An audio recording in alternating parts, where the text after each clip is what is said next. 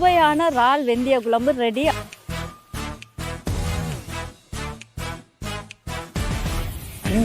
நல்லா இருக்கு. இறால் பொரிச்சு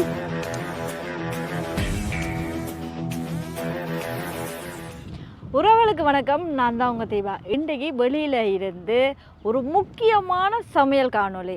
இதுக்கு காரணம் என்னென்னு பார்த்தீங்கன்னா, எங்களோட உறவுகளில் ஒரு ஆள் கொமெண்ட் பண்ணியிருந்தாங்க, இந்த சாப்பாட்டை கண்டிப்பாக செய்து காட்டுங்கண்டு. நிறைய பேர் கொமெண்ட் பண்ணி கொண்டிருக்கிறீங்க என்னென்ன சாப்பாடு வேணுமெண்டு. அந்த வகையில் இன்றைக்கு பார்த்தீங்கன்னா இறால் வெந்தய குழம்பு. வாங்க நேரடியாக காணொளிக்குள்ளே போயிடுவோம். அதுக்கு முதல் எங்களோட சேனலுக்கு யாராவது புதுசாக வந்தீங்கன்னா மறக்காமல் சப்ஸ்கிரைப் பண்ணிக்கொண்டு தொடர்ந்து காணொளிகளை பாருங்கள். இப்போ இதுக்கு முதல்ல நாங்கள் தேவையான அளவு இறாலை துப்புராக்கி கொள்வோம். அதுக்கு முதல் என்னென்னா, இதுக்கு ஆகலும் பெரிய பெரிய இறால் வாங்கக்கூடாது. ஒரு அளவான சின்ன இறாலண்டா நல்ல டேஸ்ட்டாக இருக்கும். இப்போ அப்படி தான் இறால் பார்த்து வாங்கிட்டு வந்துருக்குங்க பாருங்கள். இப்படி இந்த சைஸில் இருக்கிற இறால் தான் வாங்கணும். ஆகலும் பெரிய இறால் வாங்கக்கூடாது. சின்ன இறாலாக இருந்தால் நல்ல டேஸ்ட்டாக இருக்கும்.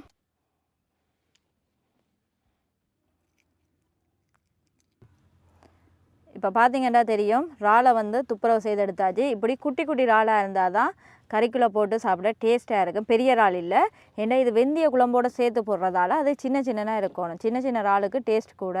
இந்த பாருங்கள், இப்போ நல்லா துப்புரவாகி எடுத்தாச்சு.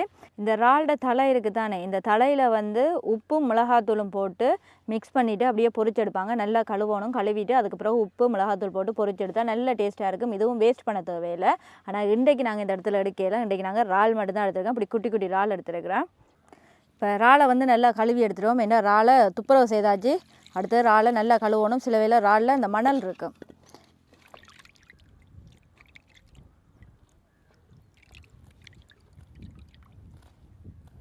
பார்த்தீங்களா, இப்படி நல்ல வடிவாக கழுவி எடுத்துடணும். இப்படி 2-3 தண்ணியில் நல்ல இறாலை கழுவி, ஆகல் நச்சா இறால் உடைஞ்சிரும். இப்படி மெல்லமாக தண்ணியை வடிச்சிட்டு எடுக்கணும்.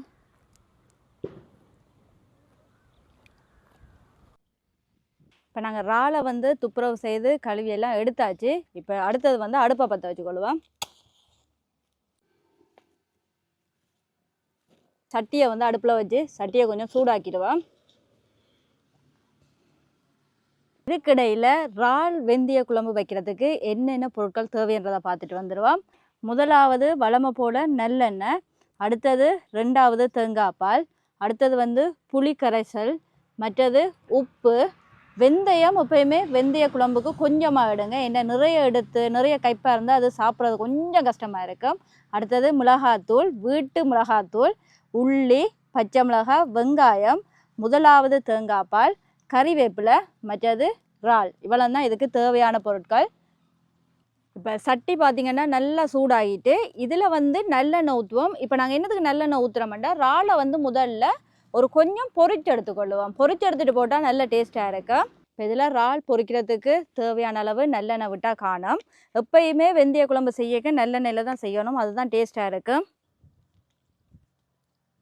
நாங்கள் கறிக்கு நாங்கள் உப்பு போட போகிற மாட்டபடியாக இறாலுக்கு ஒரு கொஞ்சம் உப்பு மட்டும் போடுவோம். இப்போ பார்த்தீங்கன்னா தெரியும், உப்பு எல்லா இறாலோடையுமே சேர்ந்துட்டு அப்படி நல்லா பிசைஞ்சிட்டு, இப்போ எண்ணெய் பார்த்தீங்கன்னா அங்கே சூடேறிட்டு அதுக்குள்ளே இந்த இறாலை போட்டுருவோம்.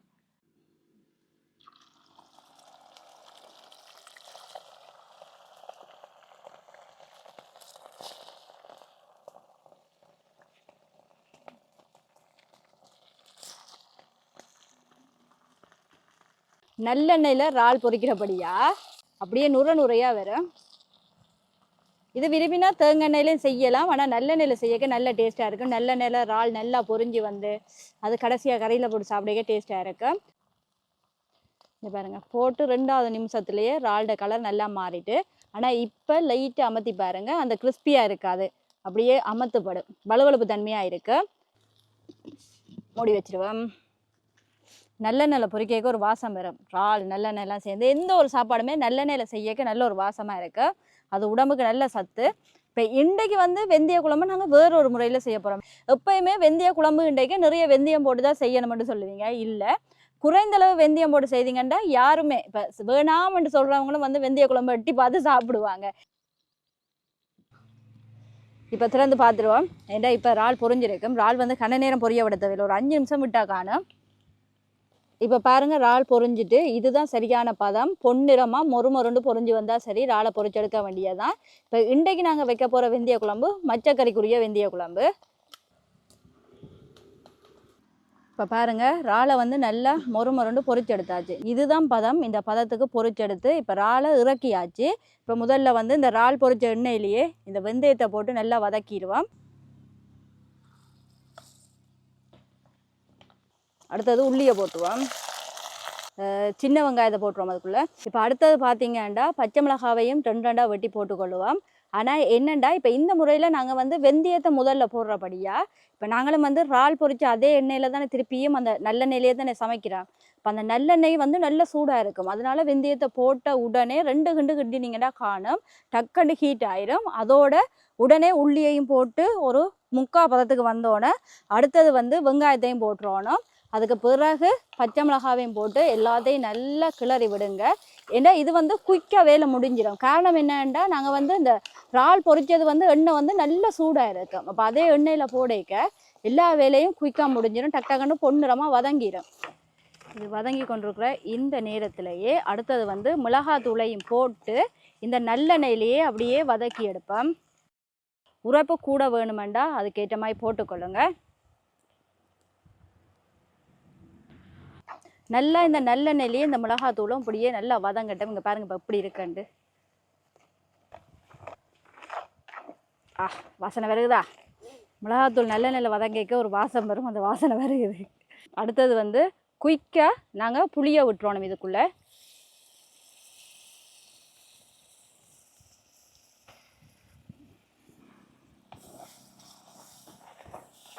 இப்போ இந்த புளி, இந்த உள்ளி, வெங்காயம், பச்சை மிளகாய், இந்த தூள் எல்லாமே இந்த புளியில் ஒரு கொதிச்சா சரி. இப்போ அடுத்தது வந்து நாங்கள் எடுத்து வச்சிருக்கிற 2ஆம் பால் அதையும் ஊற்றி கொதிக்க விடுவோம்.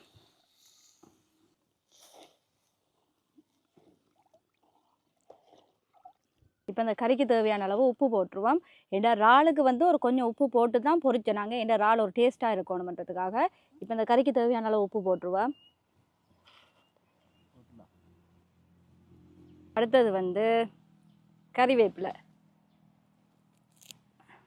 அப்படியே மேலால் போட்டுட்டு இப்போ நாங்கள் இந்த கறியை நல்லா மூடி அப்படியே நல்லா கொதித்து ஒரு கிரேவியாக வர அளவுக்கு விடுவோம். ஏன்னா இதில் நாங்கள் வந்து இப்போ தேங்காய் பால் ஊற்றி நல்ல ஒரு தண்ணித்தன்மைக்கு தானே வச்சுருக்கிறோம். இதுலேயே வந்து இந்த உள்ளி, வெங்காயம், இந்த கறிவேப்பிலை, பச்சை மிளகாய் எல்லாமே நல்லா அவிஞ்சு அப்படியே கொதித்து கொஞ்சம் வத்தி வரணும் இந்த கறி. இப்போ மூடி வச்சிருவோம்.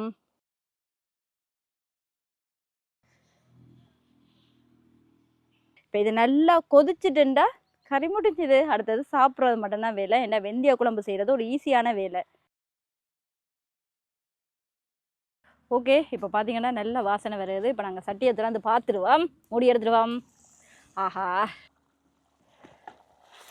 இதுதான் சரியான பதம். இங்கே பாருங்க நல்லா கட்டியாக வந்துட்டு இப்போ இந்த பதத்திலேயே வச்சுக்கொண்டு நாங்கள் பொரிச்சு வச்சிருக்கிற இறாலை போடுவோம்.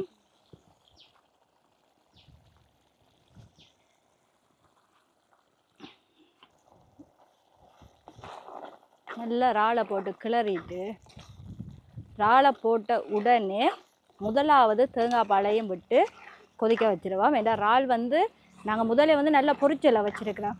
அப்போ அதால் இறாலும் இந்த முதலாவது தேங்காய் பால் எல்லாம் சேர்ந்து ஒரு கொதி வந்துட்டேன்டா சரி.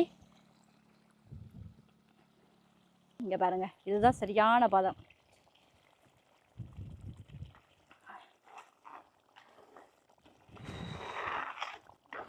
இப்போ இறால் வெந்தய குழம்பு தயார். இறக்கிடுவோம்.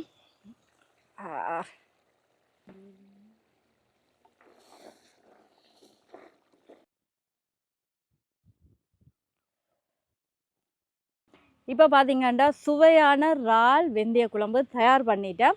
ஆனால் இந்த வெந்தய குழம்பு பார்த்தீங்கன்னா மரக்கறிக்கு நல்ல டேஸ்ட்டாக இருக்கும்.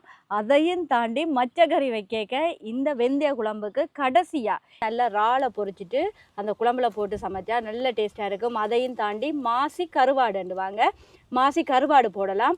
முட்டையை நல்லா அவிச்சிட்டு அதை ரெண்டாக வெட்டிட்டு இந்த வெந்தய குழம்பு செய்கிற மாதிரி செய்துட்டு கடைசியாக முட்டையையும் போட்டு முதலாவது பாலையும் விட்டு இறக்கினா அதுவும் நல்ல டேஸ்ட்டாக இருக்கும். இப்போ மச்சம்தான் வேணும், ஆனால் வெந்தயமும் சாப்பிட்டு தான் ஆகணுமென்று யோசிக்கிறார்களுக்கு இது நல்ல ஒரு செய்முறையாக இருக்கும். இதை ஒருக்க முயற்சி செய்து பாருங்கள். ஏண்டா நிறைய பேர் கமெண்ட் பண்ணியிருக்கிறீங்க, நாங்கள் வெந்தய குழம்பு நீங்கள் செய்த முறையில் செய்து பார்த்தோம் நல்ல டேஸ்ட்டாக இருக்குது. இதையும் ஒருக்க முயற்சி செய்து பாருங்கள். இப்படி செய்து பார்த்தீங்கன்னா நல்ல டேஸ்ட்டாக இருக்குது. இப்போ கஜனம் கண்ண நேரமாக வெயிட் பண்ணி கொண்டிருக்கிறான். சோத்தில் கறியை ஊற்றிடுவோமா? வளமை போல் சிகப்பு பச்சை அரிசி, இந்த சிவப்பு பச்சை அரிசியில் தான் இந்த வெந்தய குழம்பு விட்டு சாப்பிட நல்ல டேஸ்ட்டாக இருக்குது. இதில் நல்ல கட்டியாக இருக்கிற கறியை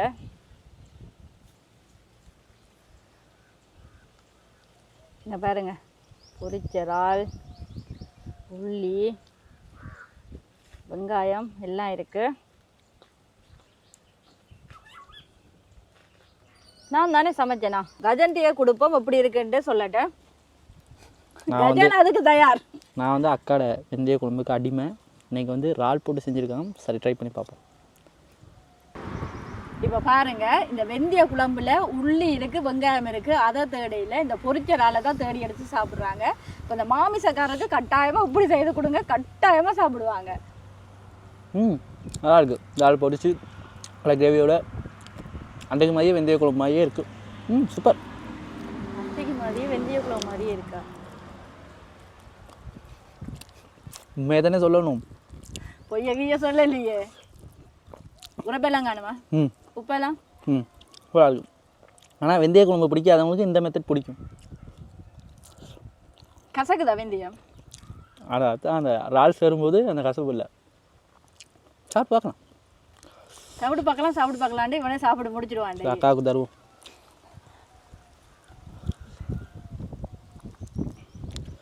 இப்போ மாயக்கை வரவும் இறால் கொடுத்தீங்களா? இறாலும் வச்சு கொடுத்துட்டேன். இல்லையே, கை நீட்டி கொண்டிருக்கிறப்பாக்கா இறால் இல்லை போல. மாயக்கையே நீர்தான் சொல்ல வேண்டும். என்ன ஒரு சுவை!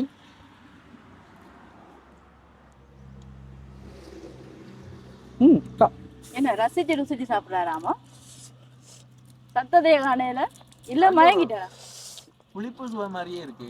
அதுக்கு என்ன காரணம்? புளி விட்டது. ரைட்டா, ஃபர்ஸ்ட் வந்து புளிப்பு டேஸ்ட் தான் தெரியுது.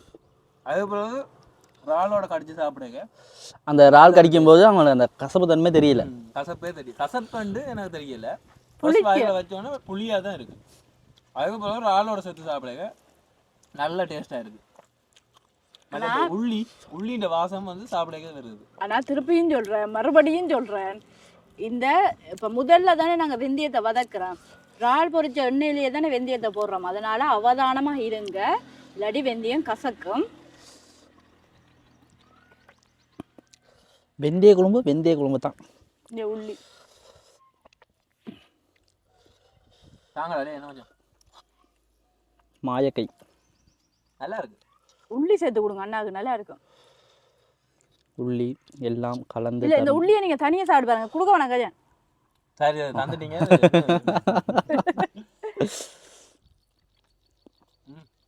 இந்த உள்ளியை தனியாக சாப்பிட்டு பாருங்களேன்.